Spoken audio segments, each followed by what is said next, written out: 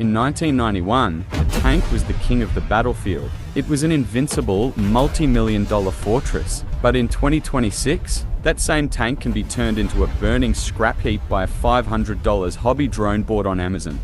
We are witnessing the greatest shift in military history, the democratization of destruction. Today, we're breaking down how cheap tech is bankrupting the world's most powerful militaries and why being the biggest no longer means being the best. Let's look at the math. If an aggressor launches $20,000 drones, that cost them $1 million. To stop them, the defender has to fire missiles costing $2 million each. That's $100 million to stop a $1 million attack.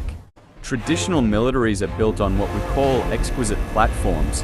These are $13 billion aircraft carriers and $100 million stealth jets that take decades to develop. They are technological marvels, but they have a fatal flaw: concentrated risk. In a 2026 conflict, losing a single carrier isn't just a tragedy, it's a national catastrophe that wipes out a massive percentage of a Navy's power projection. The industrial complex is hitting a wall.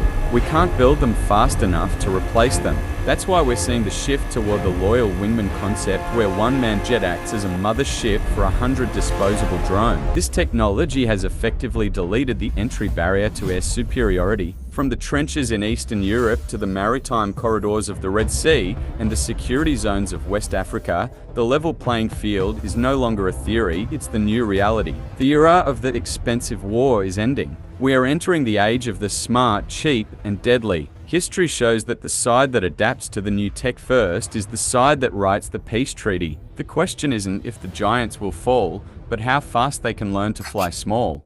If you want to stay ahead of the tactical shifts defining 2026, you're in the right place. Subscribe to join the war room and let us know in the comments, would you rather have one $5 million tank or $10,500 drones? Thanks for watching. Tactical analysis out on Kuma TV.